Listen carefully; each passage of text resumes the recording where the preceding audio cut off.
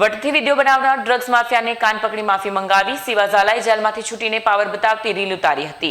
પોલીસે ફટાફટ ફોડી જાહેરનામા ભંગ બદલ સાન ઠેકાણે લાવી. સુરત શહેરમાં કાયદોની વ્યવસ્થાને પડકાર ફેંકનારા તત્વો સામે પોલીસે લાલાંક કરી છે. 5 મહિના પહેલા એસઓજી દ્વારા ડ્રગ્સના કેસમાં ઝડપાયેલો માફિયા સિવા ઝાલા વચગાળાના જામીન પર જેલમાંથી બહાર આવ્યો હતો.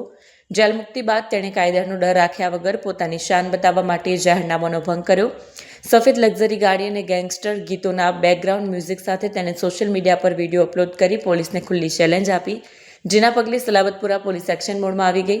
પોલીસના કડક વલણને જોતા ગણતરીના કલાકોમાં જ ડ્રગ્સ માફિયા સિવા ઝાલાની સાન ઠેકાણે આવી ગઈ.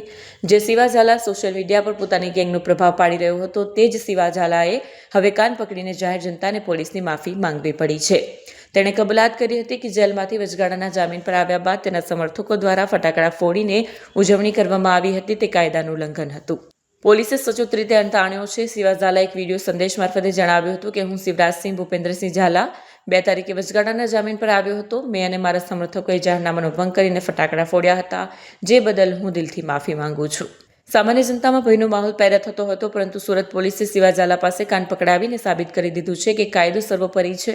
એસઓજીની રેડમાં ઝડપાયેલા ગુનેગારની શાન ઠેકાણે લાવીને પોલીસે સ્પષ્ટ સંદેશ આપ્યો છે કે સુરતની શાંતિ ડહોળનારના અને પોલીસને ચેલેન્જ આપનારા કોઈ પણ ગુનેગારને બક્ષવામાં નહીં આવે. હું શિવરાજસિંહ ભૂપેન્દ્રસિંહ ઝાલા 2 તારીખે વચગાળાના જામીન ઉપર પેરોલ ઉપર આવ્યો હતો અને પેરોલ ઉપર આવી અને જાહેરમાં મેં ફટાકડા ફોડ્યા હતા અને ફટાકડા ફોડી અને કાયદાનો મેં ભંગ કર્યો હતો. હું જે ભંગ કર્યો હતો એની માફી માંગુ છું અને કોઈ આજ પછી આવું કોઈ કામ કરશો નહીં કે કાયદાનું કોઈને ભંગ કરવું પડે. હું એની માફી માંગુ છું. આજ પછી મારાથી આવી કોઈ દી ભૂલ નહીં થાય.